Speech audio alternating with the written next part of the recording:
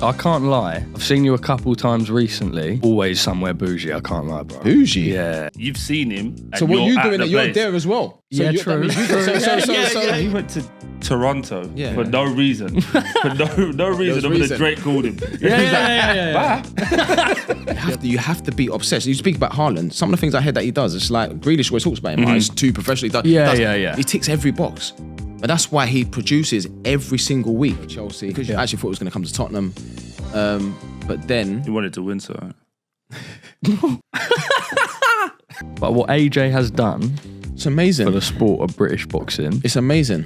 Incredible. For British boxing, yeah. And like I said before, he's changed the game.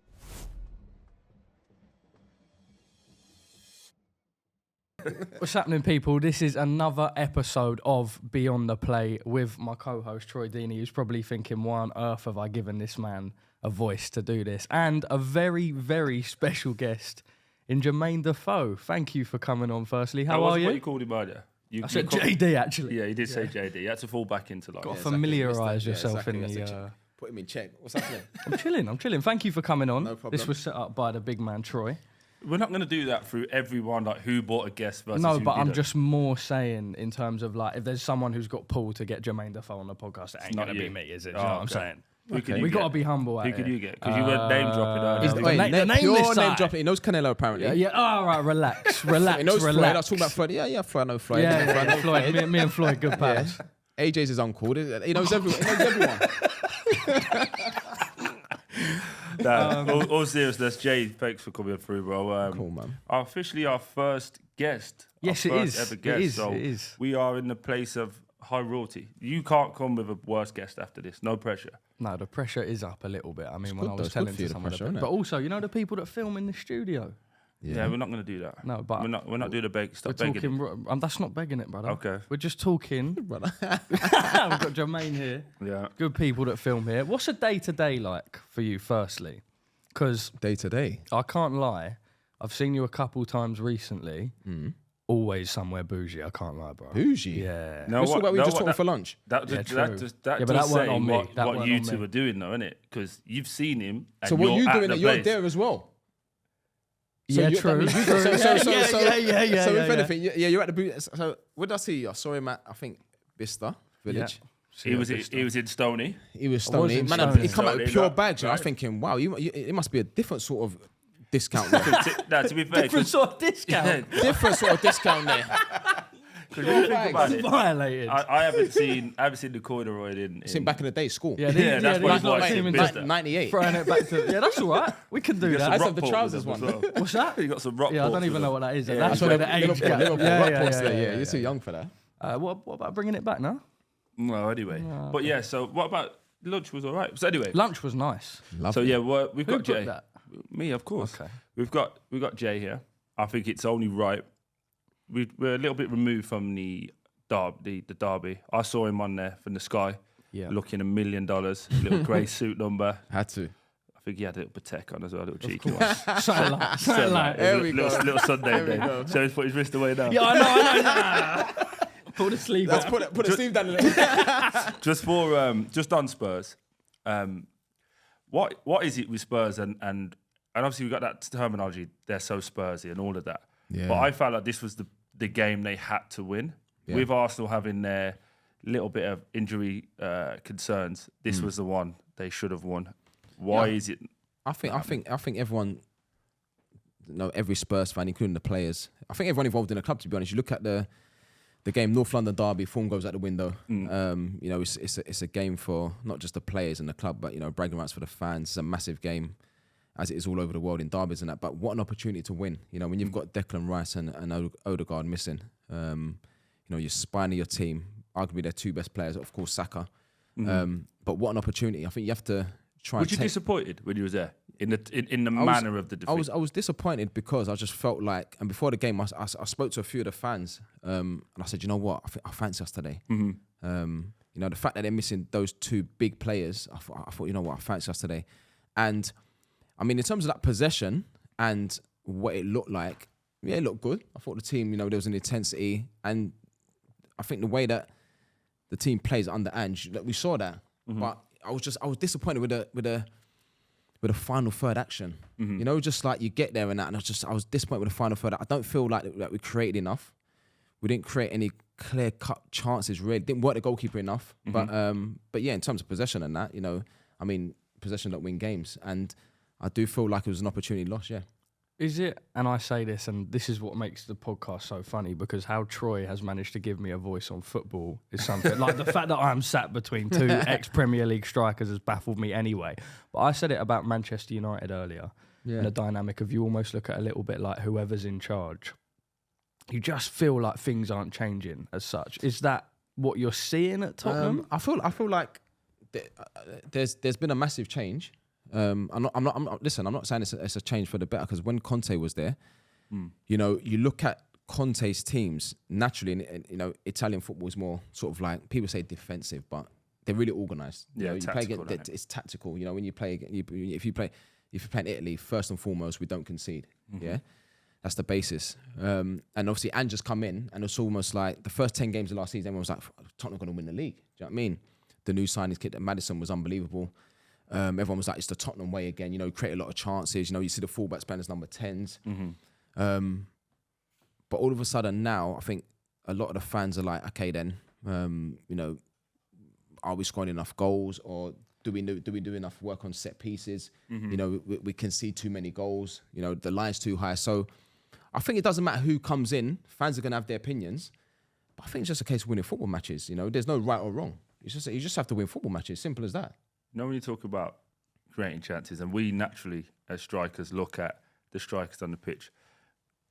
For another programme that I was working on before, they were talking about the lack of number 9s anymore. No number 9s. Do you feel like the signing of Solanke, I don't want to make it just about him, but is he the guy that's going to push Tottenham into the top 4, in your opinion? I think what he has done is sort of like, with the season it had last year, with obviously all the goals that he's got at Bournemouth. Of course, he deserves credit. He's done it. But it is a different level, though. It's a different level, and obviously people will say, okay, then he was at Liverpool, Chelsea. He's been at other big clubs, and it never worked out for him. Then obviously went to...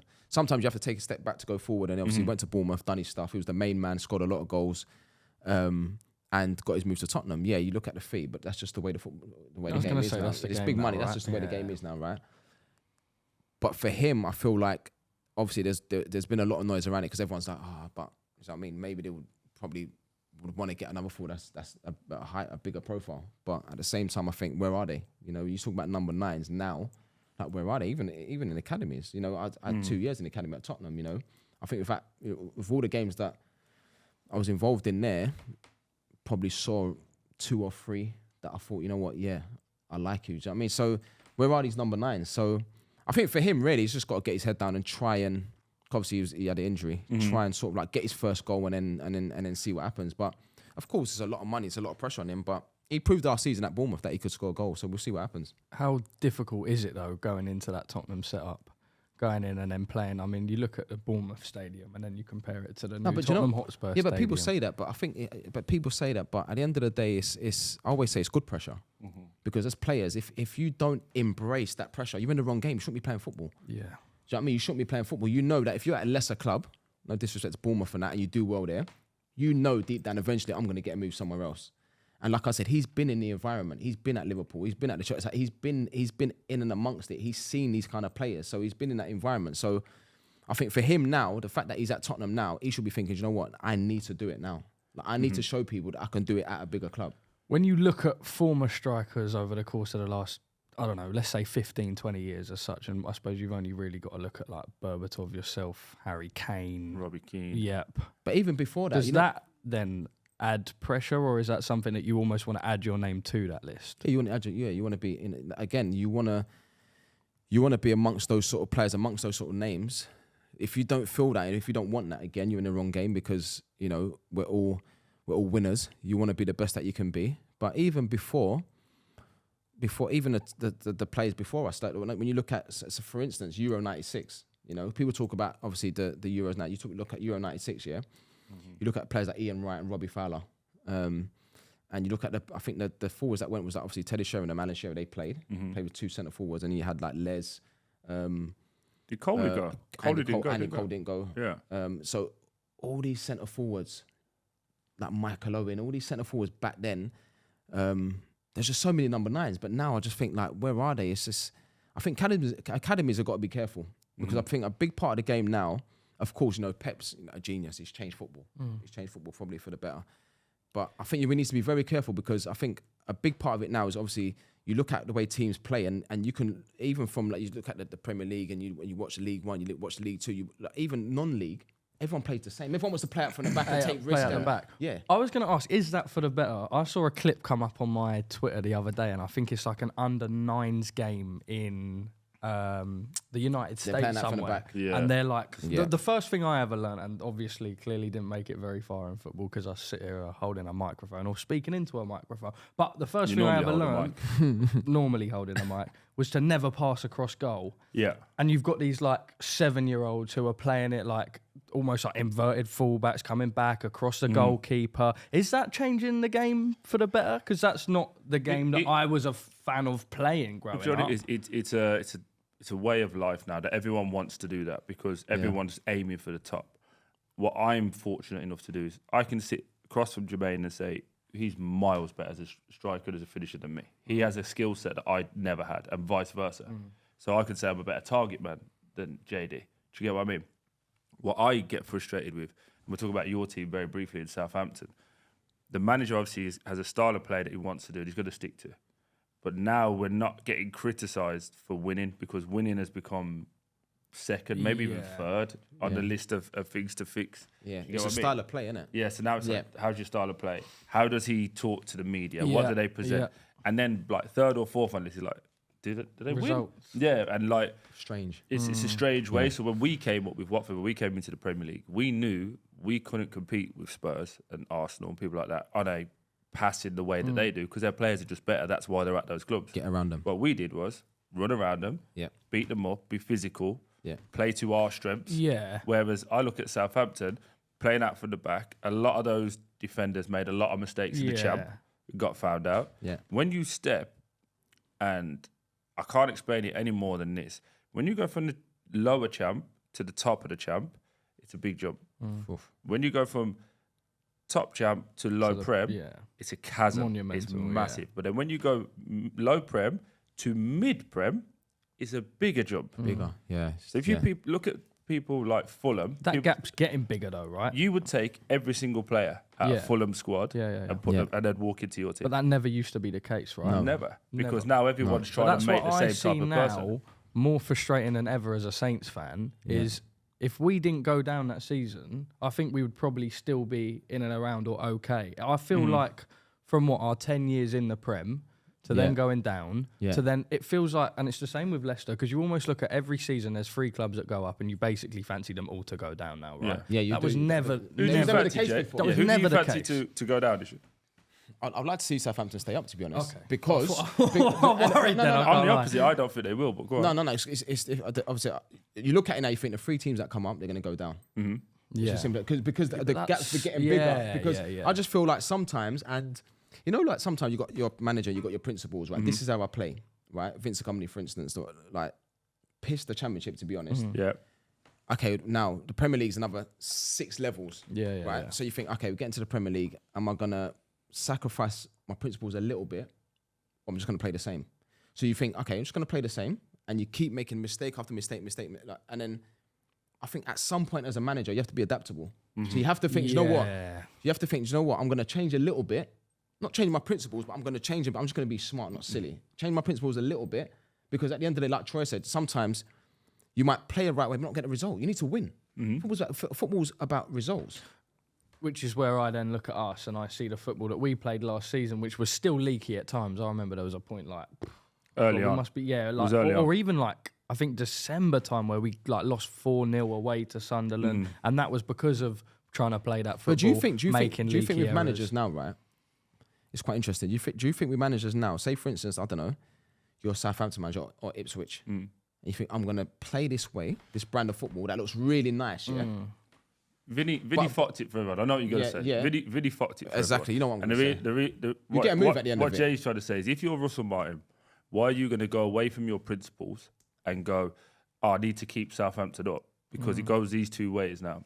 You play a style of play, Vincent Kompany moves to Bayern Munich, gets one of the biggest jobs in world football because of his style of play. And people are looking at it now going, if he had better players, this would work. This would work, yeah. Or you go the other way, you go Lomball, you stay up comfortably, and now you're pigeonholed as Sean Dyche and a dinosaur manager. And there's no middle. Yeah, there's no middle ground. There's no like in between. It's like so because of that, I think all managers, especially young managers now, everyone's going to play.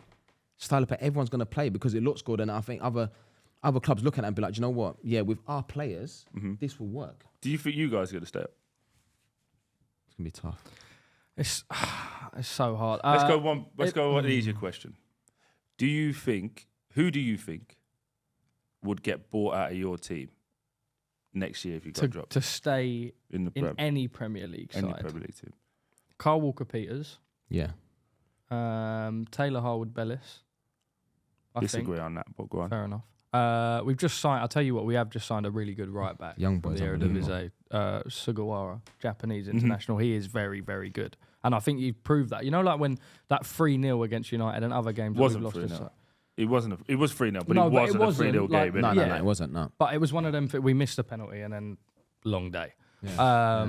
It's a long day. The problem, and Southampton's problem for a long, long time, is ever since Danny Ings left, really, we never, ever, ever replaced a goal scorer. And Shea Adams was brilliant for us in that he was a hold-up footballer who could sit and he could like play it off to a Danny Ings type player, but we never replaced that. And that's the same issue we've got at the minute. I think we probably are good enough to stay up in terms of the football we play, but there's that no real goal scorer up top. Yeah. I just think with that we can rely on to bag a certain amount to keep us up. And it'd be interesting what Jay thinks. But I think if I was in the tunnel, so next to that Southampton team, I'm going, they're going to give us a chance. Yeah, of course. So as a team going in, doesn't matter if you're 1-0 up, I'm thinking you'll give us a chance. Yeah, yeah. Which was the proof in that United game, where we go and dominate for 40 minutes. That one shall I tell you the proof?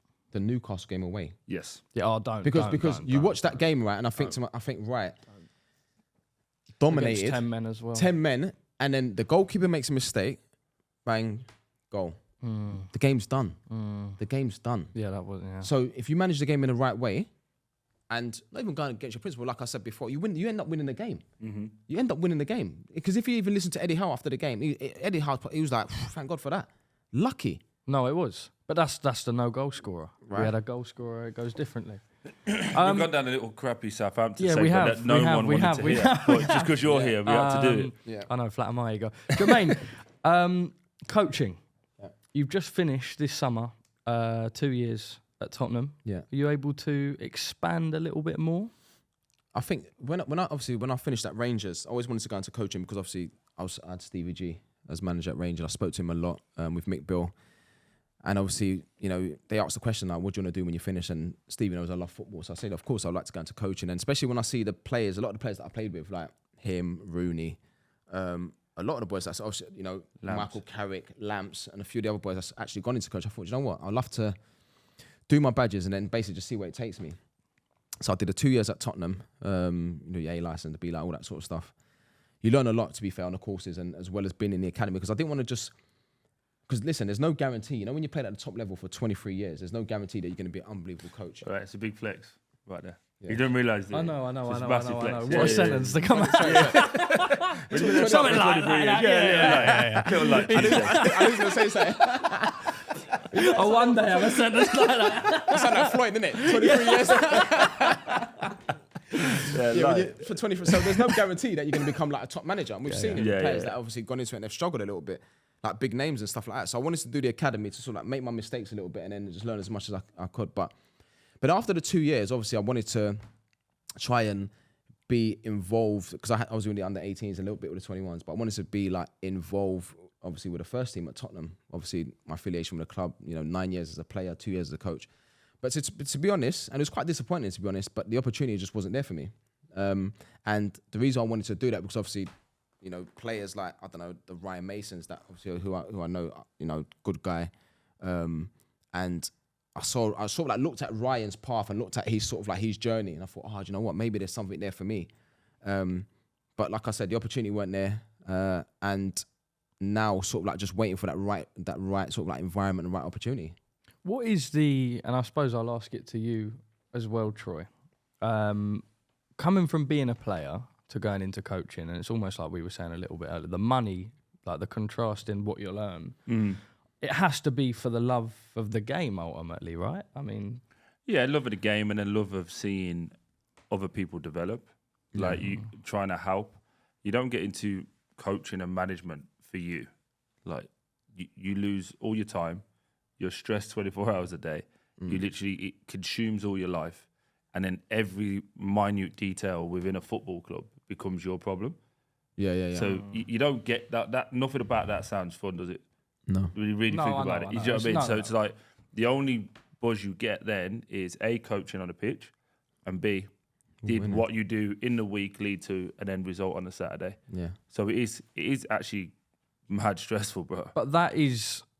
I suppose, and I look at it from a boxing standpoint, and I see like a Kell Brook, for example, who, when he retired, all he'd ever done from about the age of 6, 7 was just fight, right? And he'd like, you retire and you don't know what you're doing with yourself. If that's normal.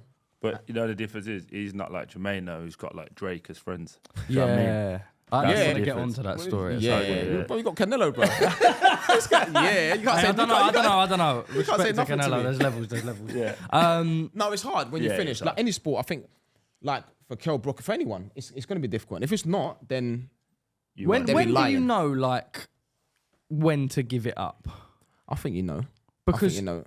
But you can lie to yourself. Of course. Can't you? Of course you do. And a lot of people do. Yeah, of course. And you see it in boxing. you want to play as long as you can. You want to earn as long as you can.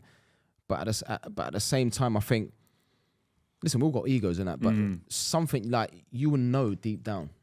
You will know deep down. You don't want to outstay your But sort there's of a welcome. thing as well, though, Jay. Just on that, like it's twofold, right? So at one point, like a football will say nah because there's no offer there. Yeah. There's no offer at all. That's when you know, like, and that's the demand's not there. Yeah, exactly. And then there's another side of it when you get to an age, you've done certain things where if you are, let's say your ego won't allow you to either A, take a certain price point, B, allow yourself to sit on the bench, and then C, the last part is, do you have the mental grind to keep doing it? Do you get what I'm saying? They're normally the roots. Yourself, Yeah. And like for me personally, like I'm 36. I know I could still play, but I know I'm not what I once was. Yeah, so that's... Do you know what I mean? So exactly. I'm able So to go, cool, no problem. Like, so then you look at the bigger picture then, and you think, okay, then what is the point of me going somewhere just for the sake of it, when I can actually look at this next chapter of my life if I want to become a coach? Look at the bigger picture. You know, because even when I finished at Rangers, I went to Sunderland for like half a season, and then even then I had like a few clubs message me like Champ, League One, and I just thought, like, what's the point? I'm 39. Realistically, do I want to be playing football when I'm 40, 41, 42? What's the point? I might as well, my future's coaching, and the end goal is to become a manager. So I had to sort of like just crack on, try and focus on that. It was difficult, of course, because then, listen, and I believe that the nearest thing you get to playing is probably coaching, but it's still, it's no way near. just a question on that. So I've never actually asked you. You know, when you're talking about like 39, just talk to, I think there's so many podcasts and Instagram things now on health and nutrition and mindsets, and 90% of it's bollocks at it. Let's call it as it is. Yeah. What was it like for you to learn? Because you're in good nick now. Yeah. So at what point did you go, right, I need to get to 39 and play at the top level still? Yeah. I need to change X, Y, Z. What was that for you? Where was that point? From young, day one. So I never got to a point where I thought, oh shit, I need to do this now. I had that from young. So I went to Lillishall when I was 14, 16, 2-year scholarship. He doesn't even know what Lillishall is. It's like I'm in big it's like trouble. football school of excellence. You sort of like, you get the best. It's like St. George's now. Yeah, St. George's now. Right. So I had that when I was young. I had that sort of like schooling. So I always knew the importance of like, you got to eat well, you got to sleep, all that sort of stuff that players understand later on in their careers. I had that from day one. Obviously with my mum, she always sort of like, she was on me, to be honest. She was always on me.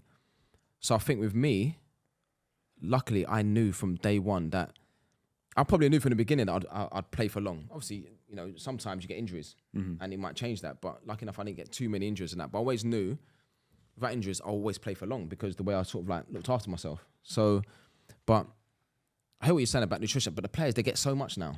Yeah, how much has it changed from like when you were? That's because it's like a different game. So this is what I'm saying. Yeah, it's completely and I'm changed. listening to my mates who are telling me they're doing Who's X, your mates? Y, Z. I don't want to do that right now to you. Haaland? Yeah, Go on. obviously. That's actually Troy's brethren. I can't lie. I was Lionel. yeah. But Do you want to know? You just said there. Whose mate is he? who are we on about? Oh, your mate. What, Erling? Big Erling. Had to say that one twice. But like, for example, they're doing like the sleep tape now. Yeah. 10 years ago, you lot would have laughed, right? Players Probably was 5 years ago, you would have laughed. Yeah, you know what it is? It's basically the evolution of Ronaldo and Messi. So as they've scored 40, 50 goals a season per season, that's become the standard. The 1%, right? So yeah, so if you now are, if you're in the Prem and you scored 20 goals, people look at you like, but Ronaldo scored 50.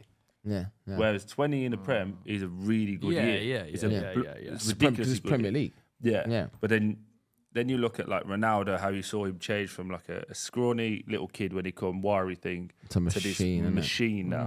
Yeah. And he's talking about, I sleep this, I do that, I do your this. body's a temple. Now everybody else is going, well, I want to copy that. Yeah. And that's where it's all developed and moved into a new stratosphere. But like when I was at Watford, what he was talking 3 years ago, it was mandatory. We had to be under 10% body fat. That was in your contract. I wouldn't even know how you keep in control of something like that. No, but you know what? The real of it, we spoke about before, you become obsessed with it. You become obsessed with your weight. In a weird way, you create like eating habits. You get like... Yeah. I used to go on holiday with the family and take my scales on holiday. Yes, man. Because my scales were the scales I got weighed with at home as opposed to the ones in the hotel. But you have to be obsessed, though. I think I think like you see, like now, even with managers, people talk to me about Arteta. I spoke to Declan Rice recently. I said, "What's he like?" Just pick that name you just dropped. Yeah. Oh, one sec. I actually bumped into him though. Right? There's a bougie place. Is that 1 or 2 Michelin stars? I said, Dick, what's he like? He goes, JD. It's unbelievable. There's no switch off. Mm-hmm. So he must get home Constant from training intensity. constantly at 6, probably leave the training ground at 6, get home and is on it, watching, get like no switch off. And I think that's obsession. But then you have to be like that. I don't think there's because you know what? You're competing now. See like the Premier League now, and it's always been the case, but even now, you look at players, they're all quick, they're all strong, everyone can play. So what separates the elite ones? You have to be obsessed. You speak about Haaland. Some of the things I heard that he does, it's like Grealish always talks about him. He's too professional. Yeah. He ticks every box, but that's why he produces every single week. Because there's for me, there's no other way. So there is like that true element of like your natural and talent like you said, you do become obsessed. Yeah, you do become obsessed because what happens is if you buy into it, you notice the difference when you're playing. But that can become unhealthy, no? No, but it can't. It No? can't. No, because it just becomes your way of life. Yeah. So think about it, right? Let's put it into a different... Because when you talk football, everyone thinks it's specific to football, but it's not. It's anyone in here. The people that are working behind the cameras, yourself. Yeah. A year ago, where you was to where you are now, how did you get there? You didn't just roll around and go, I fancy doing this. Everyone worked till they got to a point. Then you get to a point and you go, shit, this is good. Imagine if I actually tried and I thought about where I was going and what I was doing and what I was... exactly. Then you get to that point. Now you get to there and you've moved on. A year from now, this podcast is blowing up. You've got 10 different things coming out your arse. You're living the dream. Now you can either stop or you go, fuck it, I'll go again. That's what football is. Every 6 months, picking up the there's a intensity, reset new things coming. Because there's a new player coming in. Yeah. In August, the transfer window closes. In Jan, you have to go it opens again. You have to go You want to make sure every single time they're not replacing in my position. Got to do it. That's where the obsession comes. We talk about the game changing financially through 1%, like that we were just talking about. Certain people will be getting paid for a minute. God. compared to what the players earn now. Yeah, so right, this is what I want to get onto. So we spoke about strikers, English strikers specifically. Ivan Toney. Right. Right. Fair play to him. No, so this is what I'm saying. So before, and look, I'm going to give it a neutral standpoint. Right, the man has... It depends, right? It depends what you want. In my opinion, it depends what you want to achieve in your career. This man's played for England in an international tournament. He's gone and had some good seasons in the Premier League. To some people, that is all you dream of achieving for 100%. A footballer. To get an offer to make £400,000 a week, tax-free, potentially rising to 500. Right, that's generational wealth, right? Sorry, yeah. That's the 100 grand a week was. Yeah, but that's still that adds up. Of course it does. I'll just take one of them, by the way. I'll just take one of them for 1 week if anyone's offering. It depends what you want from the game, right? If he is satisfied at 28, who can blame him? No, listen. At the end of the day, I feel like you probably say the same. You look at it and you think, okay, you've gone to a tournament with England. Now go and kick on and go to the World Cup and all that sort of stuff. And like everyone probably thought he was going to go Chelsea. I actually thought he was going to come to Tottenham. But then he wanted to win, so.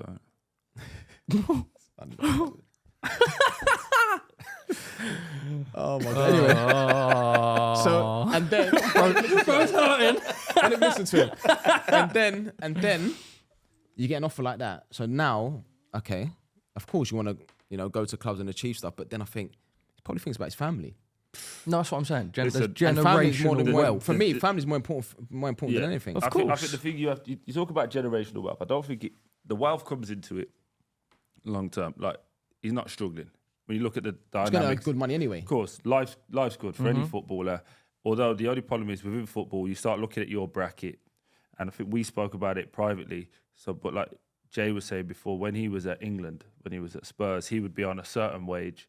And other people in there from like Arsenal and other clubs were on much more wage. He's going, hold on, I'm in the same room as you. Yeah. Why aren't I getting paid like that? That's probably what Ivan had all summer. Hold on, I'm coming away exactly here. Why is Harry Kane getting paid this and I'm getting paid that? So you do look at it from that point of view. But I think what it comes to is you have to look at his career path. Remember, he started at Newcastle. And they got rid of him. He weren't good enough, apparently. Good enough, yeah. Then he went back all the way down the pyramid. So you take a massive pay cut, goes to Northampton, from Northampton to Peterborough. Yeah. So he rebuilds his career over a 3-year period. Then from Peterborough goes to Brentford, which everyone was like, good move. We can see how that works. Then he gets promoted into the Prem. When you get promoted to the Prem, first thing everyone says, can he score? Can he score goals? Wonder what he's like. Yeah. There's another year. So we've just spoke about a 6-year period where he would personally feel he's grinded, but he's also been doing it at a discount. Yeah, fair enough. Do you get what I mean? Because what everyone else around him has been. Yeah. And then he's been on the same contract at Brentford since he was in the Championship. So even though he's had 2 years in the Prem now, he's still on a discount. But that's why I'm saying I can't knock it. So as soon as that he has to go. But I'm out of here. It depends on. If you speak to any player, ex-player, any. Would you have done it? Would you? Yeah, I would have gone. Would you have done it? Bro, he went to Toronto for no reason. For no reason other than Drake called him. Yeah. Yeah, but bruv, to be fair, if Drake my point is, everyone would go, and it's easy for the average fan to sit at home and say that. No, because you can't sit there and criticise it. Because it's we're starting this podcast now. Let's say, for argument's sake, you're making a Grandin episode. Yeah. There's a podcast in the room across the road there, but you could never come back to this podcast, and they're going to offer you 10. What are you doing?